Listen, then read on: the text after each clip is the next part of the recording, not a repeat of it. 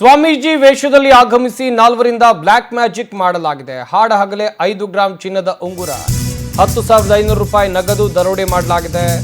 ಬಂದಿದ್ದು ಸ್ವಾಮೀಜಿ ವೇಷದಲ್ಲಿ, ಮಾಡಿದ್ದು ಬ್ಲಾಕ್ ಮ್ಯಾಜಿಕ್. ಹಾಡ ಹಗಲೇ 5 ಗ್ರಾಂ ಚಿನ್ನದ ಉಂಗುರ, 10,500 ರೂಪಾಯಿ ನಗದು ದರೋಡೆ ಮಾಡಲಾಗಿದೆ. ರಾಯಚೂರು ಜಿಲ್ಲೆಯ ಸಿಂಧನೂರಿನ ಇಂದಿರಾನಗರದಲ್ಲಿ ನಡೆದಿರುವಂತಹ ಘಟನೆ ಇದು. ಶ್ರೀ ಸಾಯಿ ಮೆಡಿಕಲ್ ಮತ್ತು ಜನರಲ್ ಸ್ಟೋರ್ ಮಾಲೀಕನಿಗೆ ವಂಚನೆ ಮಾಡಲಾಗಿದೆ.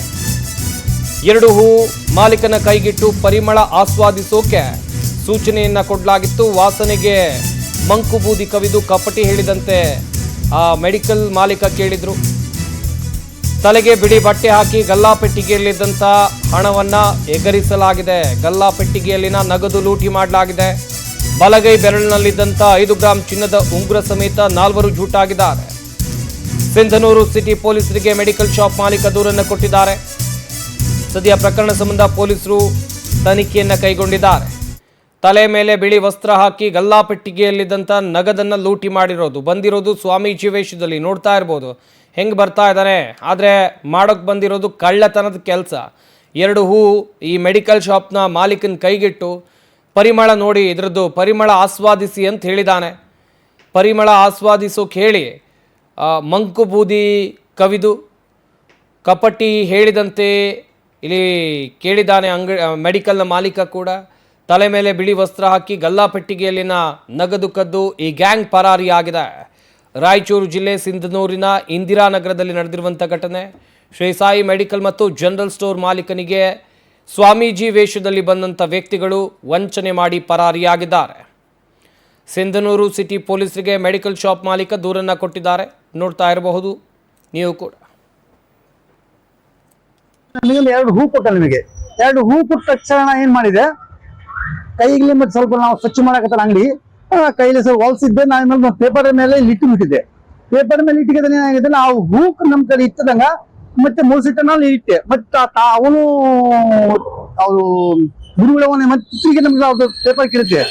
ಮತ್ತೆ ನಮಗೆ ಹೂ ಕೊಟ್ಟಿಗೆ ಈ ತರ ನಮಗೆ ತೋರಿಸಿದೆ ಹೂ. ಮತ್ತೆ ಸಡನ್ಲಿ ಅದು ಹೂ 2 ಹೂ ಕೊಟ್ಟಿದೆ.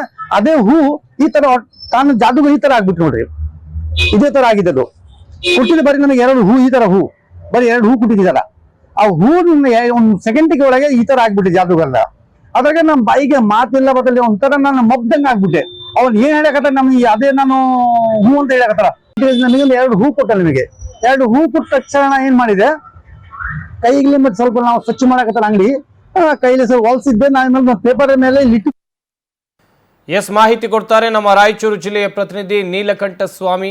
ದೂರವಾಣಿ ಸಂಪರ್ಕದಲ್ಲಿ ಜಾಯ್ನ್ ಆಗ್ತಾ ಇದ್ದಾರೆ. ನೀಲಕಂಠ ಸ್ವಾಮಿ, ಗಮನಿಸ್ತಾ ಇದ್ವಿ ಸ್ವಾಮೀಜಿ ವೇಷ ಧರಿಸ್ಕೊಂಡು ಬಂದು ಜನರಿಗೆ ಮೋಸ ಮಾಡಿರೋದು.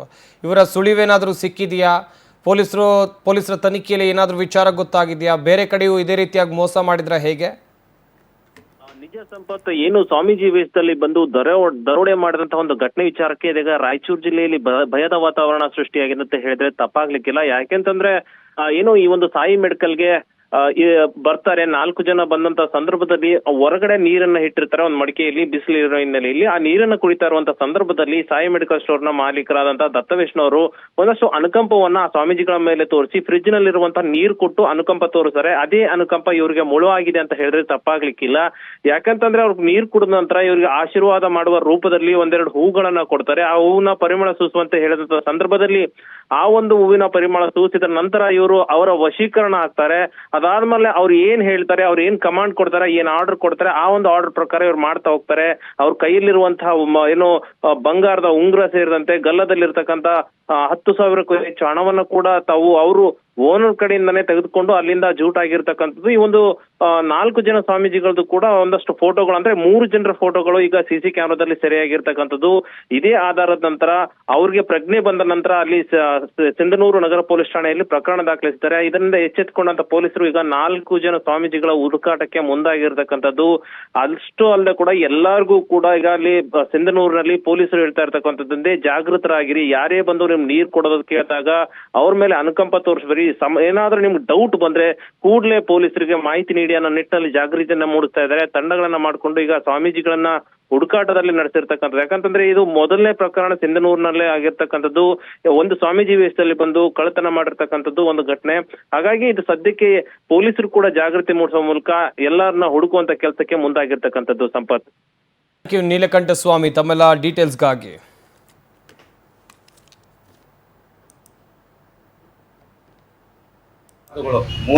ಮೂವರು ಇದಾರೆ ಅವ್ರ ಟೀಮ್.